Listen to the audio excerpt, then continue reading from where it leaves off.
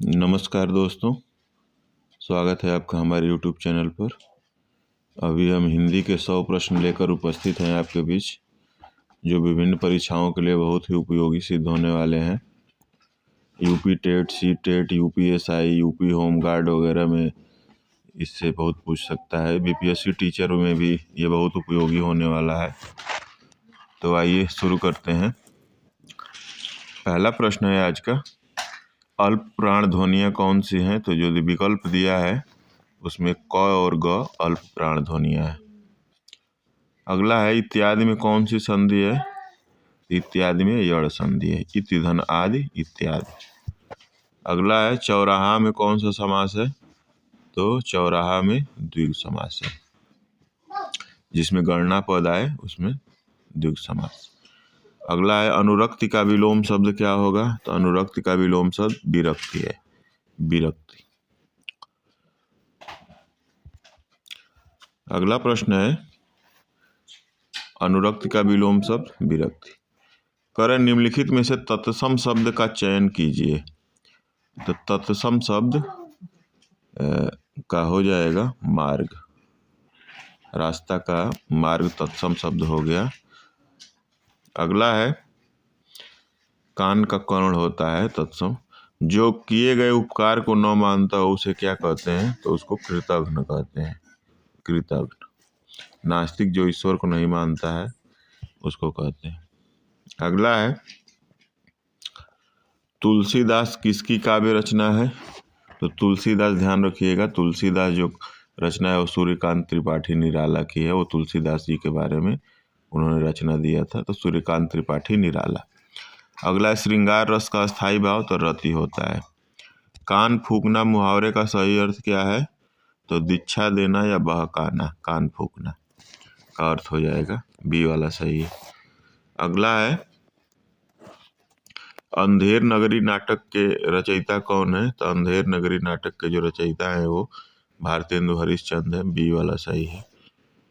अगला है, हिंदी भाषा के लिए प्रथम साहित्य अकादमी पुरस्कार किसे दिया गया था? मोस्ट इम्पॉर्टेंट है ये, पूछेगा। माखनलाल चतुर्वेदी जी को हिम तरंगिणी के लिए दिया गया था। बी वाला सही है। अगला है, चिदम्बरा काव्य के लिए ज्ञानपीठ पुरस्कार किसको प्राप्त हुआ था? तो चिदम्बरा के लिए सुमित्रानंदन पंत को प्राप्त हुआ था। सी वाला सही है, सुमित्रानंदन पंत। अगला है, यामा किसकी रचना है? तो यामा है महादेवी वर्मा की। महादेवी वर्मा की रचना है। बी वाला सही है। अगला है, संस्कृति के 4 अध्याय के लेखक कौन है? तो संस्कृति के 4 अध्याय के लेखक रामधारी सिंह दिनकर जी हैं। सी वाला सही है, रामधारी सिंह दिनकर। कितनी नावों में कितनी बार रचना के लिए अज्ञेय जी को कौन सा पुरस्कार मिला था? तो ये ज्ञानपीठ पुरस्कार मिला था अज्ञेय जी को। ज्ञानपीठ। सी वाला सही है, ज्ञानपीठ पुरस्कार। अगला है, वर्ष 2017 का ज्ञानपीठ पुरस्कार किसे दिया गया था? तो कृष्णा सोबती को दिया गया था। कृष्णा सोबती को। सी वाला सही। अगला है, कलम का सिपाही जीवनी के लिए किसे साहित्य अकादमी पुरस्कार मिला? अमृत राय को मिला। बी वाला सही है। अगला है, आंगन के पार द्वार के रचनाकार कौन है? तो अज्ञेय जी हैं। ए वाला सही है, अज्ञेय जी हैं आंगन के पार द्वार रचनाकार, उसके रचनाकार। अगला है, प्रथम व्यास सम्मान किसे प्रदान किया गया था? तो डॉक्टर रामविलास शर्मा जी को दिया गया था, प्रदान किया गया था। डॉक्टर रामविलास शर्मा प्रथम व्यास सम्मान प्राप्त किए थे। ए वाला सही है। अगला है, बनी हुई रस्सी के लिए भवानी प्रसाद मिश्र को कौन सा पुरस्कार मिला था? तो साहित्य अकादमी पुरस्कार। भवानी प्रसाद मिश्र को बनी हुई रस्सी के लिए साहित्य अकादमी पुरस्कार दिया गया था। अगला है, हिंदी का प्रथम उपन्यास किसे माना जाता है? तो परीक्षा गुरु। मोस्ट इम्पॉर्टेंट है ये पूछता है, पूछेगा इस बार। परीक्षा गुरु लाला श्रीनिवास दास। मैला आंचल के लेखक कौन है? फणीश्वर नाथ रेणु जी हैं मैला आंचल के लेखक। अगला है, रामचरितमानस किस काल में इसकी रचना हुई थी? तो जाहिर सी बात है कि रामचरितमानस की जो रचना हुई थी वो भक्ति काल में हुई थी, भक्ति काल में। अगला है आधुनिक युग की मीरा किसे कहा जाता है, मोस्ट इम्पॉर्टेंट है ये। आधुनिक युग की मीरा महादेवी वर्मा जी को कहा जाता है, महादेवी वर्मा जी को। खड़ी बोली का प्रथम महाकाव्य कौन सा है, तो प्रिय प्रवास, प्रिय प्रवास खड़ी बोली का प्रथम महाकाव्य है, बी वाला सही है। प्रिय प्रवास के जो लेखक हैं वो अयोध्या सिंह उपाध्याय हरिऔध है। अगला है भारत भारती काव्य के रचयिता कौन है, तो भारत भारती काव्य के रचयिता हैं मैथिली शरण गुप्त, मैथिली शरण गुप्त, ये वाला सही है। अगला हिंदी प्रदीप पत्रिका के संपादक कौन थे, तो बालकृष्ण भट्ट जी थे, बी वाला सही है, बालकृष्ण भट्ट। अगला है छायावाद के प्रवर्तक किसे माना जाता है, छायावाद का प्रवर्तक, तो जयशंकर प्रसाद जी को माना जाता है, बी वाला सही है, जयशंकर प्रसाद। अगला है अंधा युग किसकी रचना है, मोस्ट इम्पॉर्टेंट है ये, इसको इम्पोर्टेंट कर लीजिएगा, कहीं नोट कर लीजिएगा। अंधा युग हमेशा पूछता है, धर्मवीर भारती की रचना है, बी वाला सही है। कबीर की भाषा को सधुक्कड़ी किसने कहा था, तो रामचंद्र शुक्ल जी ने कहा था, बी वाला सही है, सधुक्कड़ी।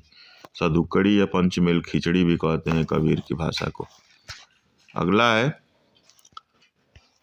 राम ने रावण को बाण से मारा, इस वाक्य में बाण से में कौन सा कारक है, तो करण कारक, क्रिया का साधन जिससे प्रकट होता है उसे करण कारक कहते हैं। अगला वह कल घर जाएगा, यह वाक्य किस काल का उदाहरण है, तो सामान्य भविष्य काल का है, ए वाला सही है, सामान्य भविष्य काल का। मुझसे उठा नहीं जाता, इस वाक्य में कौन सा वाच्य है, तो भाववाच्य है, सी वाला सही है, भाववाच्य। असमर्थता और भाव की प्रधानता है इसमें, इसीलिए भाववाच्य। अगला है अपादान कारक की विभक्ति क्या है, तो अपादान कारक की विभक्ति जो होती है वो अलगाव वाला होता है, तो सी वाला सही है, सी वाला। अगला है शायद आज वर्षा हो, यह वाक्य काल के किस भेद के अंतर्गत आता है, तो संभाव्य भविष्य, संभाव्य भविष्य के अंतर्गत आता है, सी वाला सही है। पुस्तक पढ़ी जाती है, इसमें कौन सा वाच्य है, तो यहाँ कर्मवाच्य है, यहाँ पुस्तक कर्म प्रधान है तो इसलिए कर्मवाच्य हो जाएगा, बी वाला सही है। अगला है मेहनत करते तो सफल हो जाते, मेहनत करते तो सफल हो जाते, या भूतकाल का कौन सा भेद है, तो हेतु हेतु मदभूत है, जहाँ एक क्रिया दूसरे पर निर्भर हो, यानी कि यदि मेहनत करते तो सफलता प्राप्त हो जाती, तो ये हेतु हेतु मदभूत है। देखिए नया प्रश्न है ये। अगला है माँ ने बच्चे को दूध पिलाया, इसमें बच्चे को में कौन सा कारक है, तो कर्म कारक है, कर्म कारक, बी वाला सही है, कर्म कारक। अगला है लड़का सो रहा है, यह वाक्य किस काल का है, तो अपूर्ण वर्तमान का है, ये ए वाला सही है, ये लड़का सो रहा है अपूर्ण वर्तमान है। अगला है अध्यापक ने पाठ पढ़ाया, इस वाक्य में वाच्य बताइए, तो ये कर्तृवाच्य है, कर्तृवाच्य, कर्ता प्रधान है इसमें। अगला है वह छत पर बैठा है, इस वाक्य में पर किस कारण की विभक्ति है, तो ये किस कारण की हो जाएगी, इसका उत्तर आपको कमेंट सेक्शन में देना है, उत्तर दीजिए आप खुद। छत पर बैठा है, हम आपको हिंट भी कर दिए हैं। अगला है खड़ी बोली हिंदी का अन्य सही नाम क्या है, खड़ी बोली हिंदी का अन्य सही नाम क्या हो जाएगा, तो ये कौरवी हो जाएगा, कौरवी, सी वाला सही है। अगला है निम्नलिखित में से कौन सा वर्ण ओष्ठ लिप से नहीं होता है, मतलब उसका उच्चारण स्थान ओष्ठ नहीं है, तो आ हो जाएगा, आ, ये कंठ वाला है, आ, तो डी वाला सही है। ऋजु का सही विलोम चुनिए, सही विलोम शब्द ऋजु का वक्र होगा, वक्र, टेढ़ा का सरल होगा, टेढ़ा का सीधा भी होगा, लेकिन ऋजु का वक्र होगा। अगला है अनिल और अनल शब्द युग्म का सही अर्थ है, मोस्ट इम्पॉर्टेंट है ये, हमेशा पूछता है ये, हमेशा सेम क्वेश्चन उठा के और दे देता है एग्जाम में। तो अनिल का होता है हवा और अनल माने होता है आग, तो हवा और आग, ए वाला सही है। इसको नोट कर लीजिएगा आप, डायरेक्ट क्वेश्चन पूछेगा तो आदमी कंफ्यूज हो जाता है। तो अनिल माने हवा और अनल माने आग, तो यानी हवा बहेगी तो आग जलेगी। तो इस तरह से आप इसको वो करते हो। यदि अनल अनिल दिया रहेगा तो वहाँ दूसरा हो जाएगा, यदि अनल दिया रहेगा तो आग और हवा हो जाएगा, लेकिन अनिल पहले दिया और अनल बाद में दिया है तो हवा और आग हो जाएगा। इसका क्रम का ध्यान रखेंगे आप, क्रम का। जो मापा न जा सके के लिए एक शब्द क्या होगा, तो मापा जो न जा सके तो अमापित नहीं होगा, अपरिमेय होगा। शुद्ध शब्द इसके लिए क्या हो जाएगा, अपरिमेय। अपरिमेय संख्या आप पढ़े होंगे इरेशनल नंबर गणित में, अपरिमेय, बी वाला सही है। अगला है गागर में सागर भरना। मुहावरे का अर्थ है तो थोड़े शब्दों में बहुत कुछ कहना, सी वाला सही हो जाएगा। अगला है तद्भव शब्द का चयन कीजिए। तद्भव, तद्भव मतलब जो सामान्य बोलचाल के भाषा इसको कह सकते हैं। तो तद्भव शब्द इसमें प्यास हो जाएगा। इसका जो तत्सम है, तत्सम इसका पिपासा हो जाता है। पिपासा, पिपासा माने प्यासा। प्रांगण भी तत्सम है, उद्वेग भी तत्सम है, आश्रम भी तत्सम है, लेकिन प्यास जो होती है वो तद्भव है। ए वाला सही हो जाएगा।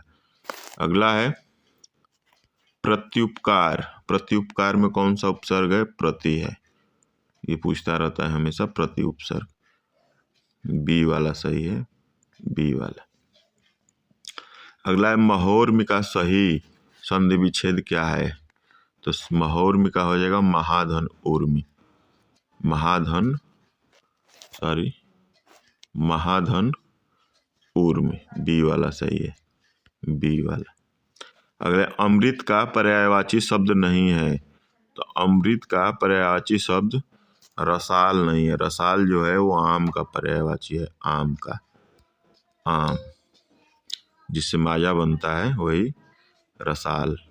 अमी माने अमृत, सुधा माने अमृत, पीयूष माने अमृत, लेकिन रसाल मीन्स क्या होता है, आम होता है। तो डी वाला सही हो जाएगा। अगला है विभत्स रस का अस्थाई भाव का। विभत्स रस का अस्थाई भाव क्या है, तो जुगुप्सा है, जुजुप्सा, सी वाला सही है। नील गाय में कौन सा समास है, तो नीली है जो गाय, तो वो हो जाएगा कर्मधारय समास, सी वाला सही है, कर्मधारय। साकेत महाकाव्य के रचयिता कौन है, तो साकेत महाकाव्य के रचयिता हैं मैथिली शरण गुप्त जी हैं, सी वाला सही हो जाएगा। छाती पर सांप लौटना। मुहावरे का अर्थ क्या है, ईर्ष्या से जल उठना, ईर्ष्या से जल उठना, ईर्ष्या से जल उठना, ये होता है छाती पर सांप लौटना, सी वाला सही है। अगला है स ध्वनि का उच्चारण स्थान क्या है, तो यदि आप क ख ग घ पढ़े होंगे तो 3 प्रकार के स आते हैं, तालव्य स, मूर्धन्य स और दांती स। तो तालव्य स यानी तालु से, ये तालव्य स है, तालव्य,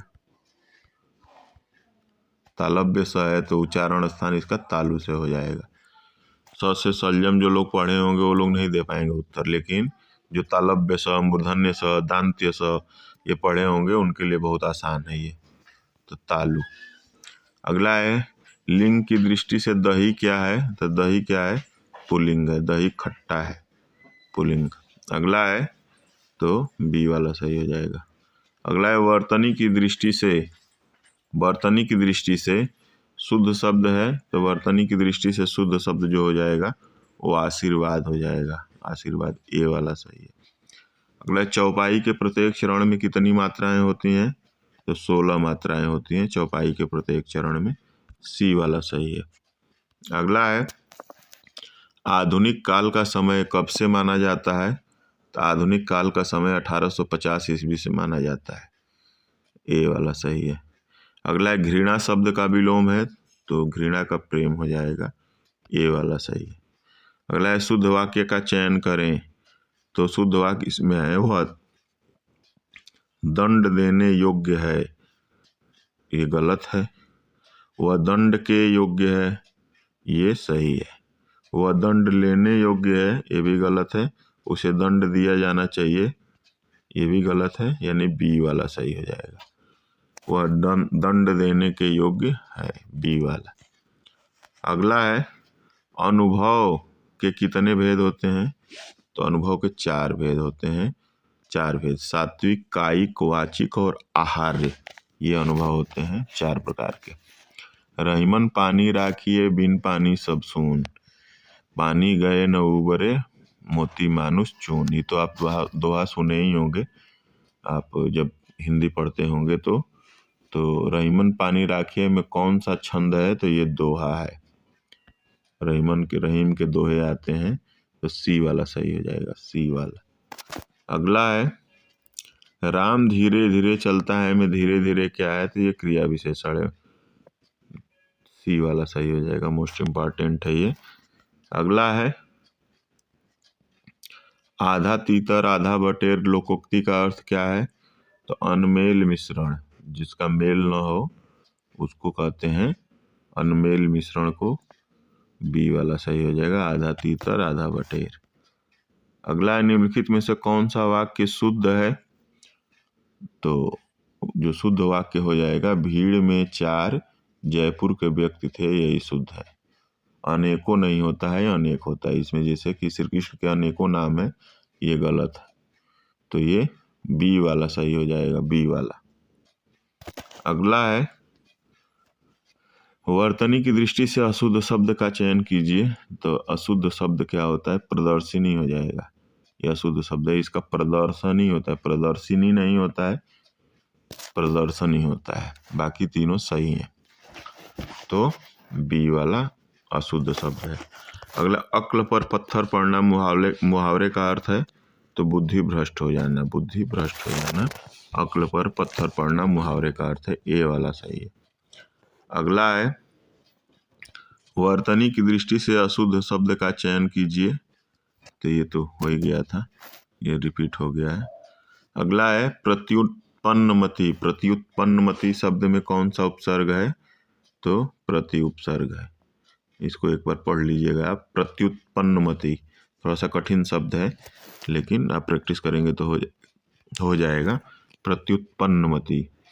दोहा और अगला प्रश्न है दोहा और रोला को मिलाने से कौन सा छंद बनता है? तो कुंडलियां बनता है, कुंडलियां, बी वाला सही है। अगला प्रश्न दिया है 1-2 ठो, वह पठित गद्यांश से है। गद्यांश क्या है? साहित्य का आधार जीवन है, इसी नींव पर साहित्य की दीवार खड़ी होती है। जीवन परमात्मा की सृष्टि है, इसलिए सुबोध और सुगम है। साहित्य मनुष्य की सृष्टि है। इसे कुछ प्रश्न दिया है, साहित्य का आधार क्या है? तो साहित्य का आधार जीवन है। यदि परीक्षा में ऐसे प्रश्न आएंगे यूपीएसआई वगैरह में, तो इस ऐसे प्रश्नों को आप पहले करिएगा, क्योंकि ये बहुत आसान होते हैं और गलती होने का चांस नहीं होता है। अगला है परमात्मा की सृष्टि क्या है? तो परमात्मा की सृष्टि क्या है? जीवन है, सी वाला सही हो जाएगा। अर्धमागधी अपभ्रंश से विकसित बोली कौन सी है? तो ये बघेली बोली है, बघेली बोली पूर्वी हिंदी की बोलियां अर्धमागधी से निकली हैं। अगला है अन्वय का सही संधि विच्छेद क्या है? तो अनुधन अय बराबर अन्वय, बी वाला सही है, यड़ संधि है।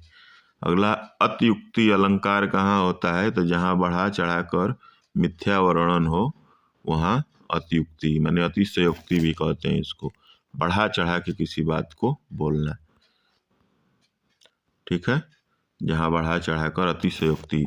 पद्मावत के रचयिता कौन है? तो मलिक मोहम्मद जायसी जी हैं, जायसी जी, मलिक मोहम्मद जायसी, देखिए दिया हुआ है, मलिक मोहम्मद जायसी हैं।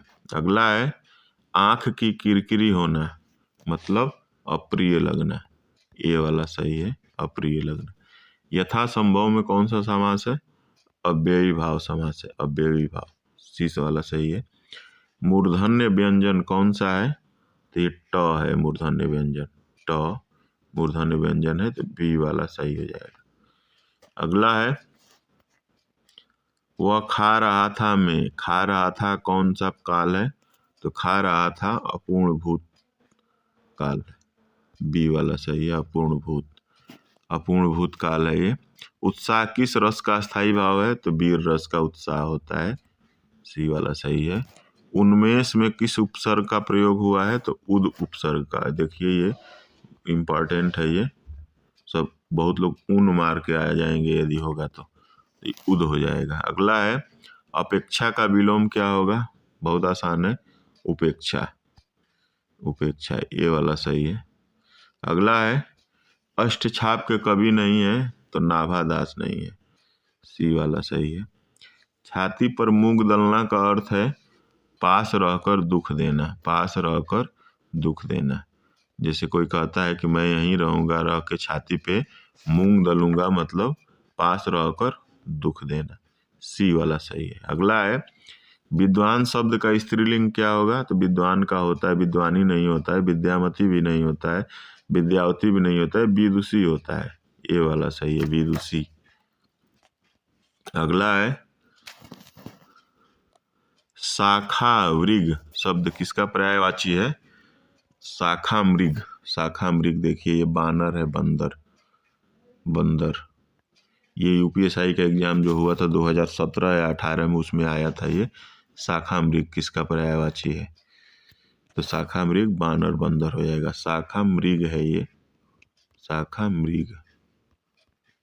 अगला है कलम का जादूगर किसे कहा जाता है? तो कलम का जादूगर राम वृक्ष बेनीपुरी को कहा जाता है। और कलम का जादूगर इनको कहते हैं, और प्रेमचंद जी को कलम का सिपाही कहते हैं, ये याद रखिएगा आप। कलम का सिपाही मुंशी प्रेमचंद और कलम का जादूगर राम वृक्ष बेनीपुरी, बी वाला सही हो जाएगा। अगला है अत्यंत में कौन सा विशेषण है? तो अत्यंत में प्रविशेषण है। हाँ, अत्यंत में प्रविशेषण है, जो विशेषण की भी विशेषता बताए उसको प्रविशेषण कहते हैं। अति धन अंत बराबर अत्यंत, तो सी वाला सही हो जाएगा। अगला है पुरस्कार में कौन सी संधि है? तो पुरस्कार में कौन सी संधि हो जाएगी? तो ये विसर्ग संधि हो जाएगी, सी वाला सही है, सी वाला। तो इस तरह से लगभग 100 क्वेश्चन थे हमारे जो विभिन्न परीक्षाओं में आए हुए थे। इसको आप लोग देखिएगा और इसका लाभ उठाइएगा। विभिन्न परीक्षाओं में ये बहुत ही हेल्पफुल होने वाला है आपके लिए। ये डायरेक्ट क्वेश्चन है, इसका प्रैक्टिस आप करिएगा और उम्मीद है कि आपकी तैयारी अच्छी होगी। और यदि चैनल पर नए हैं, आप पहली बार वीडियो देख रहे हैं, तो प्लीज़ चैनल को सब्सक्राइब करिएगा, शेयर करिएगा अपने दोस्तों के बीच में, जिससे ज़्यादा से ज़्यादा लोग इससे लाभ उठा सकें। बने रहे हमारे चैनल पे अगली वीडियो के इंतज़ार में। तब तक के लिए जय हिंद, जय भारत।